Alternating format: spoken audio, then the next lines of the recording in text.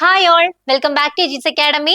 നമ്മുടെ LSDDയുടെ സിലബസ് നമ്മുടെ വെബ്സൈറ്റിൽ അപ്ലോഡ് ചെയ്ത് കഴിഞ്ഞു. അപ്പൊ നമുക്കിനി പഠിച്ചു തുടങ്ങാം അല്ലെ. സിലബസ് വന്നിട്ട് അല്ലെങ്കിൽ എക്സാം ഡേറ്റ് വന്നിട്ട് പഠിച്ചു തുടങ്ങാം എന്ന് ആഗ്രഹിക്കുന്ന കുറച്ച് ആൾക്കാരുണ്ടായിരുന്നു അല്ലെ. അപ്പം സിലബസ് എന്തായാലും വന്നു കഴിഞ്ഞു, എക്സാം ഡേറ്റും വന്നു. അപ്പൊ ഇനി വെയിറ്റ് ചെയ്യേണ്ട, നമ്മൾ പഠിച്ചു തുടങ്ങാൻ പോവാണ്.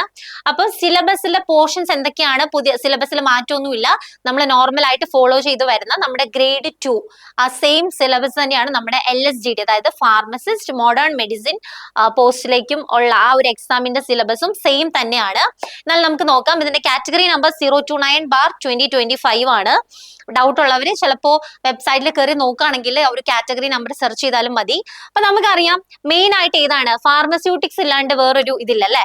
Pharmaceutics 1, pharmaceutics 2, pharmaceutical chemistry 1, pharmaceutical chemistry 2, pharmacognosy, and after that pharmaceutical chemistry 1, pharmaceutical chemistry 2, pharmacology and toxicology, drugstore and business management, clinical pharmacy, hospital pharmacy, pharmaceutical jurisprudence. അപ്പൊ ഇതാണ് നമ്മുടെ സബ്ജക്ട്സ്. അപ്പൊ ഓരോ സബ്ജക്ട്സിനകത്തും വരുന്ന കാര്യങ്ങളൊക്കെ നിങ്ങൾക്ക് അറിയാം. ഫാർമസ്യൂട്ടിക്സ് 1 ആണെങ്കിൽ നമുക്കറിയാം 3 ടോപ്പിക്സ് ആണ് വരിക: sterilisation, tablets and capsules. Detailed study of this topics. Okay, അപ്പൊ അതിൽ ഇമ്പോർട്ടന്റ് ആയിട്ടുള്ള ടോപ്പ് പോയിന്റ്സും ഏതൊക്കെയാണെന്നുള്ളത് നമ്മൾ ക്ലാസ്സുകളിലൂടെ ഡിസ്കസ് ചെയ്യുന്നതായിരിക്കും.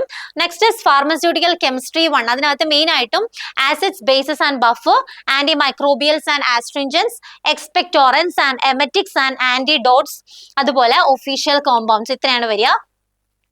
ഫാർമകോഗ്നസിൽ കുറച്ചും കൂടി ഫാർമക്കോളജിക്കൽ ക്ലാസിഫിക്കേഷൻ, അതായത് തെറാപ്യൂട്ടിക് യൂസ് വഴി അങ്ങനെയുള്ള രീതിയിലുള്ള ഒരു ആപ്ലിക്കേഷൻ, ആ ഒരു രീതിയിലാണ് നമുക്ക് ടോപ്പിക്സ് ഉള്ളത്.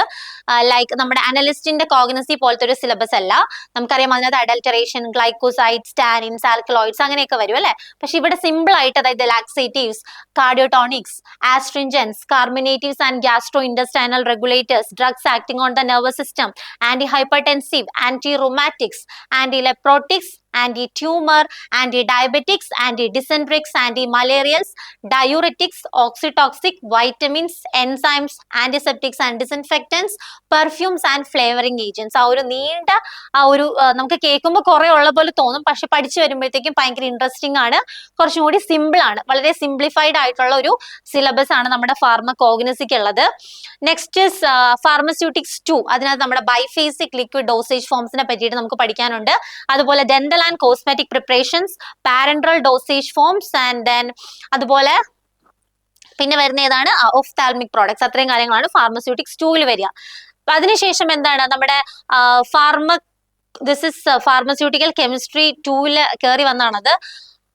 ഫാർമക്കോളജി ആൻഡ് ടോക്സിക്കോളജിയിൽ drugs acting on central nervous system, drugs acting on autonomic nervous system, പിന്നെ കാർഡിയോവാസ്കുലർ സിസ്റ്റത്തിൽ അഫക്ട് ചെയ്യുന്ന ഡ്രഗ്സ്, അതുപോലെ നമ്മുടെ anti cancer drugs, autacoids, hormones and antagonist, drugs used for glaucoma, parkinsonism, അതുപോലെയുള്ള കുറച്ച് ഇമ്പോർട്ടന്റ് ആയിട്ടുള്ള ചാപ്റ്റേഴ്സ് ആണ് നമ്മുടെ ഫാർമക്കോളജി ആൻഡ് ടോക്സിക്കോളജിയിൽ വരിക.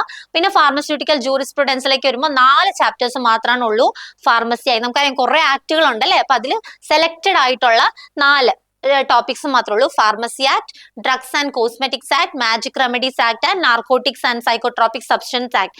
ഇത്ര ആക്ടുകളാണ് നമുക്ക് ജൂറിസിൽ പഠിക്കാനുള്ളത്. ദെൻ അതിനുശേഷം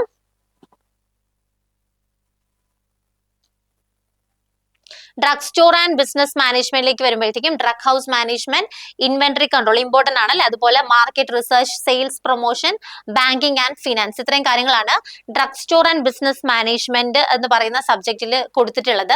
പിന്നെ ഹോസ്പിറ്റൽ ഫാർമസിയിൽ ഡ്രഗ് ഡിസ്ട്രിബ്യൂഷൻ സിസ്റ്റം, അതുപോലെ മാനുഫാക്ചറിങ്, ദെൻ അതുപോലെ non sterile manufacturing, surgical instruments, pharmacy and therapeutics committee, hospital formulary, drug information service, അതുപോലെ surgical dressing and hospital supplies, application of computer in pharmacy, അങ്ങനെയുള്ള കാര്യങ്ങളൊക്കെയാണ് നമുക്ക് അതിനകത്ത് വരുന്നത്. പിന്നെ അതുപോലെ ക്ലിനിക്കൽ ഫാർമസി. ക്ലിനിക്കൽ ഫാർമസിയിൽ വരുന്ന ഏതൊക്കെയാണ്? Disease pathophysiological condition, adverse drug reactions, അതുപോലെ bio availability, then ADR, adverse drug reactions, അങ്ങനെയുള്ള കാര്യങ്ങളൊക്കെയാണ് ക്ലിനിക്കൽ ഫാർമസിയിൽ വരുന്നത്. പിന്നെ ഫാർമസ്യൂട്ടിക്കൽ കെമിസ്ട്രി 2. ഫാർമസ്യൂട്ടിക്കൽ കെമിസ്ട്രി 2 നമുക്ക് അതിന്റെ സ്ട്രക്ചർ, സ്റ്റോറേജ് കണ്ടീഷൻസ്, അതിന്റെ പ്രോപ്പർട്ടീസ്, എന്തെങ്കിലും സിനോണിംസ് ഉണ്ടെങ്കിൽ അത്, അങ്ങനെയുള്ള കാര്യങ്ങളാണ് പഠിക്കാനുള്ളത്. പക്ഷേ കെമിസ്ട്രി കുറച്ച് ടഫ് ആണെന്ന് വിചാരിച്ചിരിക്കേണ്ട. നമുക്ക് അത്രയും ഡെപ്തിൽ മെഡിസിനൽ പോലെ അത്രയും ഭയങ്കര ബുദ്ധിമുട്ടുള്ള അത്രയും ഡീറ്റെയിൽഡ് ആയിട്ട് SARഉം അങ്ങനെയുള്ള കാര്യങ്ങളൊന്നും അല്ല, ജസ്റ്റ് സ്ട്രക്ചർ, ദെൻ അതുപോലെ അതിന്റെ സിനോണിംസ് ഉണ്ടെങ്കിൽ അങ്ങനത്തെ എന്തെങ്കിലും കാര്യങ്ങൾ, പിന്നെ പ്രോപ്പർട്ടീസ് ആൻഡ് സ്റ്റോറേജ് കണ്ടീഷൻ, പിന്നെ യൂസസ്, ഇത്രയും കാര്യങ്ങളാണ് നമുക്ക് ഫാർമസ്യൂട്ടിക്കൽ കെമിസ്ട്രി 2 നമുക്ക് പഠിക്കാനുള്ളത്.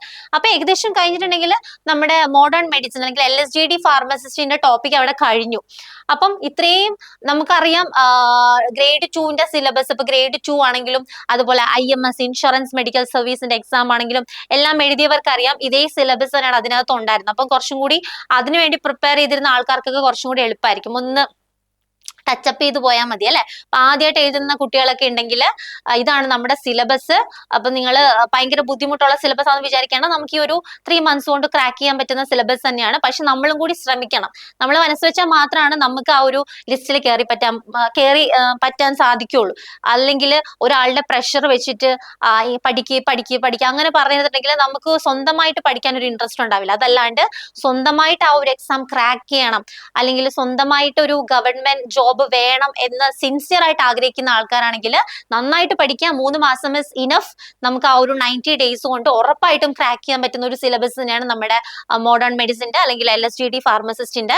സോ പ്രിപ്പയർ ചെയ്യുമ്പോഴേക്കും എന്താണ്, നല്ല എഫേർട്ട് ഇടുക. നമ്മുടെ ഭാഗത്ത് നിന്ന് നല്ല രീതിയിൽ എഫേർട്സ് ഉണ്ടായാലാണ് അതിനുള്ള റിസൾട്ട് നമുക്ക് കിട്ടുള്ളൂ. അതുപോലെ കൺസിസ്റ്റൻസി ഒരു ഇമ്പോർട്ടന്റ് ആയിട്ടുള്ള ഒരു പാരാമീറ്റർ ആണ്. കാരണം ഇന്ന് പഠിച്ചു, നാളെ പഠിച്ചില്ല, മറ്റന്നാൾ പഠിച്ചില്ല, പിന്നെ ഒരു ദിവസം പഠിക്കാം, അങ്ങനെ പഠിച്ചിട്ട് കാര്യമില്ല. നമ്മൾ ഡെയിലി കുറച്ച് അവർ എങ്കിലും ഇതിനു വേണ്ടി ഇരിക്കണം. സോ കൺസിസ്റ്റന്റ് ആയിട്ട് നമ്മൾ പഠിക്കുക. ഒരു ട്രാക്കിൽ തന്നെ കൺസിസ്റ്റൻസി ഉണ്ടെങ്കിൽ നമുക്ക് ആ ഒരു ട്രാക്കിൽ തന്നെ നമ്മളിങ്ങനെ മൂവ് ഓൺ ചെയ്തുകൊണ്ടിരിക്കും, അതിൽ നിന്ന് ഡിസ്ട്രാക്റ്റഡ് ആയി പോകത്തില്ല.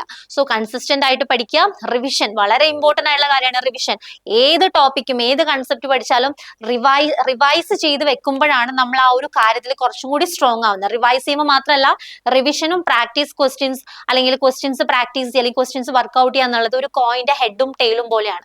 റിവിഷൻ മാത്രം ഉണ്ടായിട്ട് കാര്യമില്ല, ക്വസ്റ്റ്യൻസും കൂടി വർക്ക്ഔട്ട് ചെയ്യുമ്പോഴാണ് നമുക്ക് ഇതുപോലുള്ള കോമ്പറ്റേറ്റീവ് എക്സാംസിന് കുറച്ചും കൂടി യൂസ്ഫുൾ ആവുള്ളൂ. അതിപ്പോ കേരള PSC ആയിക്കൊള്ളട്ടെ, സെൻട്രൽ ഗവൺമെന്റ് എക്സാം ആയിക്കൊള്ളട്ടെ, അല്ലെങ്കിൽ ഏതെങ്കിലും എൻട്രൻസ് എക്സാം ആയിക്കൊള്ളട്ടെ, അബ്രോഡ് പോകുന്ന എക്സാംസ് ആയിക്കൊള്ളട്ടെ, എന്ത് എക്സാം ആണെങ്കിലും കുറേ ദിവസം എടുത്ത് കൺസെപ്റ്റ് മാത്രം പഠിച്ചുകൊണ്ടിരുന്നിട്ട് കാര്യമില്ല. Revision and also questions work out ചെയ്യുക. ഇത് രണ്ടും വളരെ ഇമ്പോർട്ടന്റ് ആണ്. സോ ഇത് ഭയങ്കര ഇമ്പോർട്ടന്റ് ആണ് നമ്മൾ ഒരു എക്സാമിന് പ്രിപ്പയർ ചെയ്യുമ്പോൾ.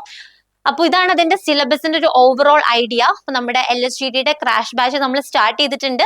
അപ്പൊ അഡ്മിഷൻ എടുക്കാൻ ആഗ്രഹിക്കുന്നവർ നമ്മുടെ എജ്യൂസ് അക്കാഡമിയുടെ കോൺടാക്ട് നമ്പറിൽ കോൺടാക്ട് ചെയ്യുക. ഓക്കെ, സോ സിലബസ് വന്നിട്ട് പഠിച്ചു തുടങ്ങാൻ ഇരിക്കുന്നവരും സിലബസ് കിട്ടുന്നതിന് മുന്നേ പഠിച്ചു തുടങ്ങുന്നവരും ഇനി കുറച്ചും കൂടി സ്ട്രോങ് ആയിട്ട് പഠിക്കുക. Okay, anyway best wishes for your future. Thank you.